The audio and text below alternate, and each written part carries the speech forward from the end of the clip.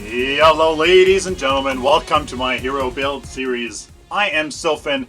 We are bringing you game 3 of the Countess, but game 2 of my build, Selene. We changed it a touch. I think the only thing we did was switch a 3-point strike for a 3-point mana because we had like maybe 100 bonus mana, so that was an issue. Changed that. Pretty much the rest was the same. It was highly successful. It's not that complicated, and I think that's why it made it work. So I am completely crazy about Countess, and we are using her red whatever skin, whatever you call it. This. Just awesome. Awesome skin. So the theme of this build, guys, is Blink Charm for a little bit more movement, kind of Selene, vampire, underworld, high movement, mobility thing, with quite a lot of health. Stone-Tooth Heart, Adamant Edge, Amulet of the Veteran, all of that is in here. 300 here, 300 here, and then, what is that? 600 here. So you can see that we have 1200 extra health. It really is nice when it actually really kind of, you know, comes to fighting. So there you go. Like usual, ladies and gentlemen, if you want to support the channel, please head on over to my Amazon wish list if you wish to support that way, or consider going to my Patreon account to become a monthly subscriber. So guys, what is the very first ability that we are getting? I think this is the right way to go, Blade Siphon. Last hits restore 1% of your total health, and this enables you to simply just stay in lane. You can take a little bit of damage, hopefully you're not up against a crazy laning opponent, and you can just survive. That is the key. Usually you can get to about level 2 before any really serious ganks are happening, like for instance our Chimera is very close to the enemy. Heroes there on the right lane, and at that point we can get our second ability that's really going to help us out the most when it comes to surviving some ganks, and that is Shadow Slip. It's our Q ability or your square ability on PS4. What it does is you blink to an enemy dealing 26 physical damage. You re-trigger within 4 seconds to return to the original position that you blinked from. You also apply a slow to the attacker, which really helps. Damn it! Wow. Which really helps get away from enemy heroes, actually, because what you can do is blink to the enemy that is attacking you, and then what you can do is lead them away from that original blink point, and then blink back to it, and thus you've created that distance between you and the enemy hero. So that's exactly what we are going to do here. If anybody decides to come in and gank us, I can take a little bit of damage because that is a-okay. We just need to get some last hits, and then we'll slowly regenerate some health. Plus we have some health potions as well, which is why we got it. So this ability that you just saw me use there is Dark Tide. It's a AoE 86 physical damage on the enemy team, and it's very nice to get a little bit of range damage off on the enemy heroes. So what it does is right here you can see I can get a nice good amount of damage off on them. I can kind of dodge these basic attacks, and I'm a-okay. Finally popped a health potion. So there we go. Let's come in here, use this, do that, this, try to body block her as much as possible, and I actually should have used my blink back, but that actually worked better if better there, because we were able to secure that kill there. Alright, so there you guys have it. There is a little taste of the Countess combo, which I can't believe I didn't think of saying before. The Countess combo. I'm going to say actually be right back. I will go back instead of this rampage. So the very first card, guys, Guardian's Ward. If you haven't noticed, that Fae hit us like 2 or 3 or 4 times with some abilities, and we took some good damage. So a little bit of health here in this early game is going to be better than anything else. It's gonna help you stay alive. Gonna help you thus collect CP, be a part of some ganks that happen on your lane, etc., etc. Much better than pretty much anything else you could get, because it's health. Keeps you alive. And it's a ward, so that's exactly why we get it here. What we can do, though, is kind of come in here, maybe scare the Fae a bit, or she didn't even notice. Let's see, can I... I can't. Apparently... Ooh, didn't land that, but I don't think... Yeah, so... So one thing I didn't mention is the Shadow Slip. If you do use it on an enemy minion, it will execute them, so...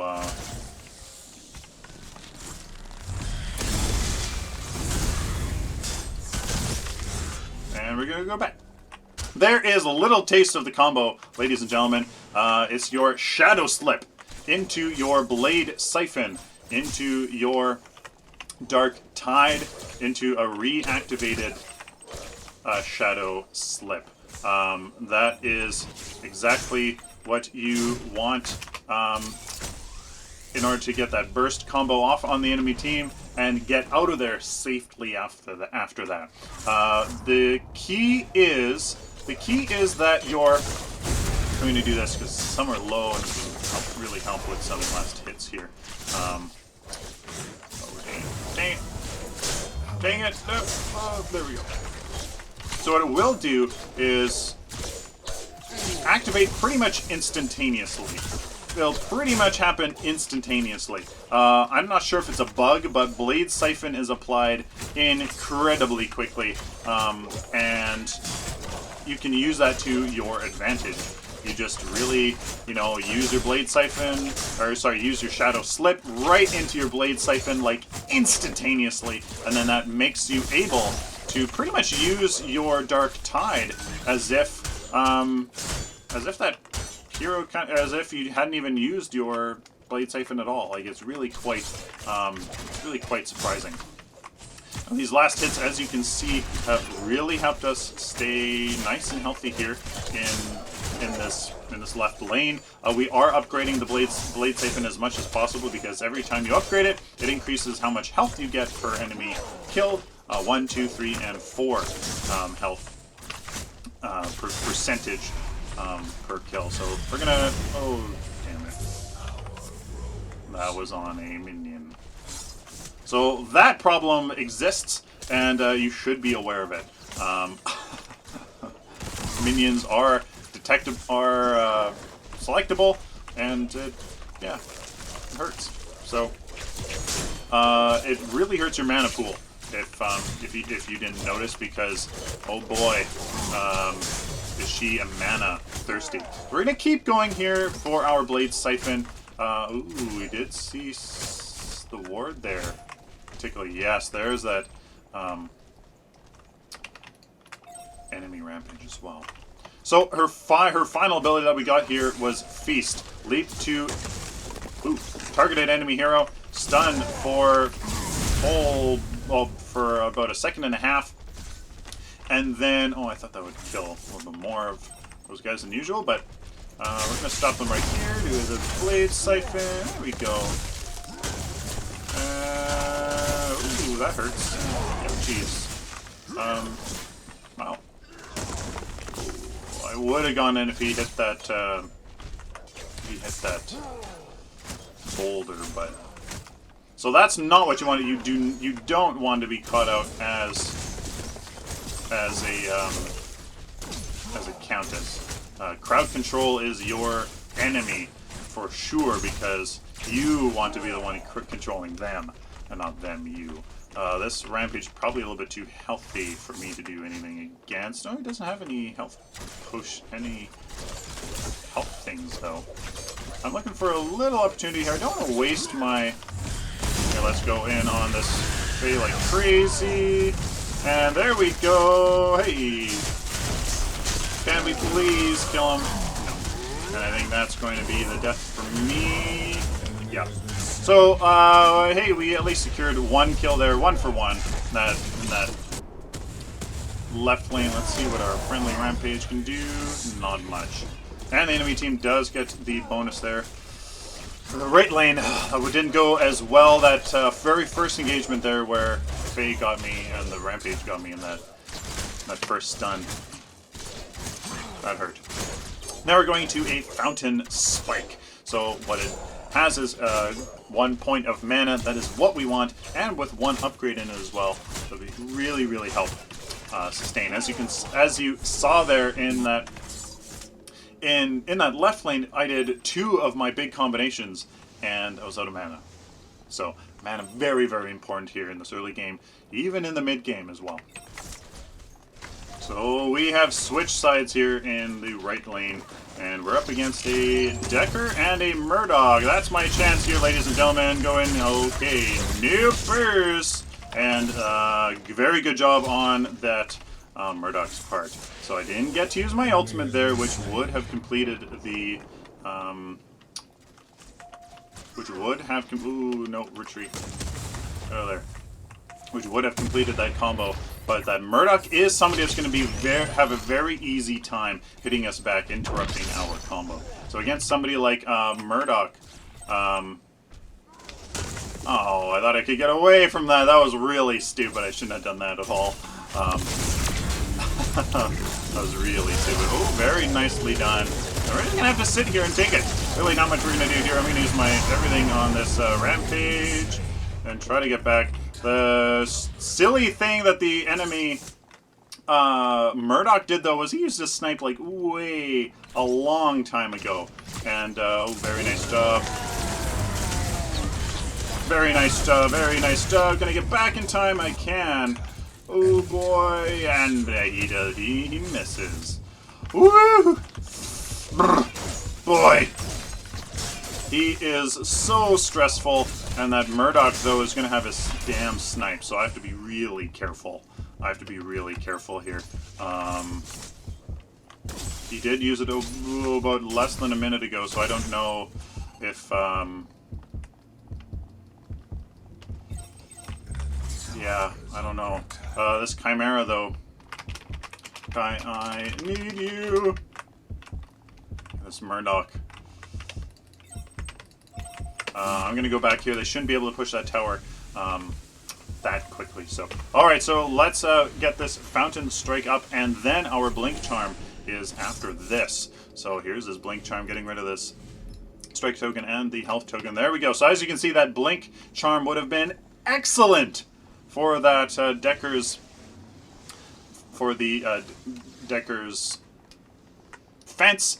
Situations like that where you just need to get out, or you get stunned, you just don't get to reactivate your Shadow Slip.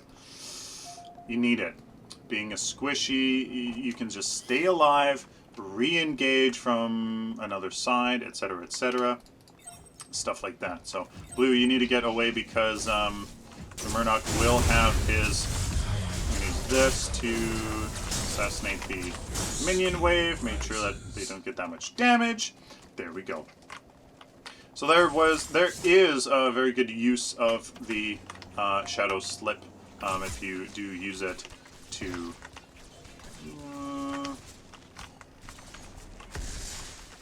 okay, so I'm just going to go over here, plant this.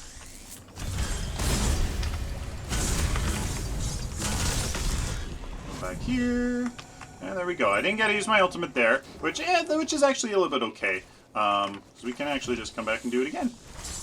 Yeah, that Faye's doing a really good job there with my their wards there. So I'm going to actually go a little bit farther in and place the ward in here. Now, oh boy. Rampage should go mid lane. There we go. I'm gonna have to stay mid, and there's a rotation. Good. Okay. Good. Good play on our team's part for sure. This damage off. try to get some last hits without... Okay, well, completely failed there. Yeah, so the build so far, guys, it's good. That little bit of health on the Guardian's Ward really helps. I know it's only 200, but 200 here in this early game is a significant amount relative to all the damage that heroes do at this point, and it's just very powerful. The Fountain is very powerful as well, giving that 150 mana enables us to basically use our combination once more than we otherwise would get to. So that is much stronger than you probably realize kind of right off the bat. So really, guys, you have seen the combination. You use your Shadow Slip to get nice and close, followed by your Blade Siphon, which happens pretty much instantaneously, and then you use your Dark Tide into your ultimate, which at that point hopefully finishes off the enemy or does that critical damage. That gives your friendly team the advantage. One thing with people with unidirectional things here, we're going to do this here, and she's totally dead. There we go, ladies and gentlemen. Yeah! So we're always going to upgrade our Shadow Slip before our Dark Tide, just because that it gives us increased slow, increased damage over the enemy, and really I think is a much stronger ability to go for than Dark Tide. That slow kind of really helps secure your ultimate when you dive in. Make sure that your Blade Siphon actually hits. Makes it much easier for you to land your Dark Tide. All that kind of stuff does happen as well when you upgrade that slow. So do keep that in mind. Defend right lane. I'm good left. Go right. So we forgot all about our Blink Charm, and definitely could have saved us. Forgot all about it. So we died. Got a tower though, almost in the left lane. Completely decimated a Rampage. The burst is real, guys. Already the burst is real. After this Blink Charm, going for the Stone Tooth Heart, because that does actually give us some Pierce, which will, at this point, we do have some armor that we have to contend with, and some health, which I'm going to start to need. Now that that damage is real, it's going to be really, really nice here. Oh, actually, hold on. I was looking at the wrong build. No, I wasn't. Oh, the Blink Charm. Our Void Steel Dagger comes first before the Blink Charm, which actually, I think I almost like the way that we're doing it right now better, to be honest with you, because that Blink Charm, we are ahead right now. So, arguably, I guess actually maybe should have gone. So, my bad. I have two Countess builds right close to each other, so probably not the smartest idea to place them like that. Here's this unsuspecting deck. Oh, nope. Okay. I was going to go and get a 1 round of burst on her, but the Howitzer was there, which arguably we would definitely be able to kill, but I'm not feeling that aggressive just yet. Let's get this this lane going here. The Gadget's going in from behind on the enemy. Murdoch there in the right lane. Oh, she didn't get there quick enough. She kind of pissed around there. And the black buff, and that wasn't the smartest thing. So let's come in here on this Howitzer, do our thing here. Oh, very nicely done. We're going to get over there. And there you go. So there's some heroes, ladies and gentlemen, that you definitely need to kind of order differently. Somebody like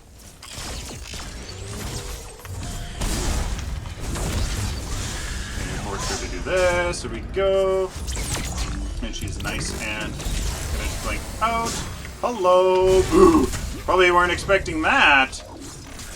Oh shit. Just want to confirm here on There we go, baby. Alright. So there we go. There's some pretty good play there. As you can see, that Blink Charm is huge. Guys, we are a burst caster. So you can't like sit there and do all of these kind of, you know, instant spells, and that it has to come in bursts, and you need to do a burst and like reposition, do a burst and then reposition. Maybe get some auto attacks off, but really those are just kind of filler for the rest of the time. It's not really meant to do anything other than just kind of fill, right? So there you go. Yeah, that was all right. That was pretty good. We're gonna push this lane up nice and quick since we have some numbers advantage here, and try to get this tier 2 talent. All right, long engagement here in this back area. I'm gonna come in on this stay here, almost have, so I'm just gonna keep an eye out for this Murdoch. I'm gonna make sure that we don't lose him, which I don't think we will. Does he have a Blink Charm? That's a more interesting question. There we go. So as you can see, guys, I was trying to play it smart, you know, like repositioning, getting a sense of who's low, who's my next target to go in on, trying to be inconspicuous. As Epic says themselves, her greatest strength is kind of deception and deceit. So trying to, you know, oh, that's going to be a ton of guard power. Awesome stuff. And as you can see, she's a very exceptional wave clear. She has wave clear. Oh boy, she has wave clear. I'll get this lane going in the right direction just a bit, and then head on back after I get this harvester. 13 guard power, ladies and gentlemen. We have finished the Void Steel Dagger here, going into the Blink Charm. After the Blink Charm, we go into the Amulet of the Veteran and the Adamant Edge. Yeah, this is just damage and health on the side. So we're going to go into the Amulet of the Veteran in slot 1, fully upgrade this, get rid of our Mana Potion, and Adamant Edge. The damage is going to be insane. Hopefully the game lasts long enough for us to showcase that. So guys, it's probably quite obvious that blue buff is fantastic for Countess. That cooldown reduction, the mana regen, which I think is actually much more powerful than people would think, because in between your bursts there should be, ideally, you know, a relatively large amount of time, because you don't want to be... Wow, that's kinda true, I suppose. Anyways, I feel like mana regen would actually be stronger than you would think, to be honest with you. Stronger than you would think. Just because there is Bellica, she is a stronger force in today's meta. So, you know, being able to kind of hear the Fae, wings flapping. Just to counter her alone might be good enough to try to get mana regen. The issue with being, see, I'm not even gonna bother. I'm just gonna use this one here. We're gonna go in on the Decker. I'm gonna go this way. Hopefully, Grim can go. Yeah, there's victory. Doesn't surprise me. That was pretty dominant play over the enemy team. The early game was kind of a little bit iffy. she definitely struggles in the early game, at least for me. At least for me. A health potion and 2 strike tokens probably would work quite a bit better, to be honest with you. I have yet to try it, but there you go. 7 and 2, 2 assists there, obviously doing those kills all by ourselves. Quite good. We're only 39 card power. I thought we were doing a little bit better than that, but apparently not. So let's take a quick look at the build. Here's the build, ladies and gentlemen. Starting off with a health potion and mana potion and strike token. After that, go straight into your Guardian's Ward. A little bit of health again. Great in the early game. Fountain Spike for that mana. Crucial to doing that burst. If you don't have enough mana for that, you know, lose that last ability of the combo. Secure the kill. It's really, really painful. After the the Fountain Spike comes the Voidsteel Dagger. Here we skipped it for the Blink Charm, but I would go right into the Voidsteel Dagger here, getting some more damage and some minor strike, minor pierce. I would put these would be minor strikes, guys. This would be minor strikes. I just don't have it. So after the Voidsteel Dagger comes our Blink Charm, followed by an Amulet of the Veteran. Tons of damage, a little bit more health, as you can see, kind of slowly adding up the health as we go along. Followed by the Adamant Edge, even more damage, and then some actual health upgrade there just because it only has 100 on it. Excuse me. And then once we have all of this damage from both of these cards, we go all the way to the Stone-Tooth Heart to really get some good amount of penetration, because at that point, enemy team will probably have a good amount of armor and, you know, tanks to deal with and stuff like that. So after the Stone-Tooth Heart, and of course some good health to carry us into the end game, we get a strong Voidsteel Dagger here that replaces our weak one for Major Strike, and 2-point Pierce, just to kind of keep up the Pierce here. And then a Brawler's Ward to replace our Guardian's Ward with a ton of Major Strike and some advanced mana, just so that in that late game, when you know, it's really starting to team fights, you can do a burst, get out, actually have some mana, and do that a few times and actually have some mana so you can actually do that. So, final build, ladies and gentlemen: Adamant Edge, Amulet of the Veteran, Brawler's Ward, Voidsteel Dagger, Stone-Tooth Heart, and a Blink Charm. Hopefully you guys enjoyed that. Hopefully you guys got the gist of Countess. Oh, she is such a adrenaline rush to play because burst! Stuff happens. People might be focusing you, they might not. Do you shadow slip back to your original position? Do you keep going? Do you rely on your Blink Charm? Do you not want to rely on it? Ugh. Do you kill somebody? How much health are you regenerating from that so you can keep going? Woo!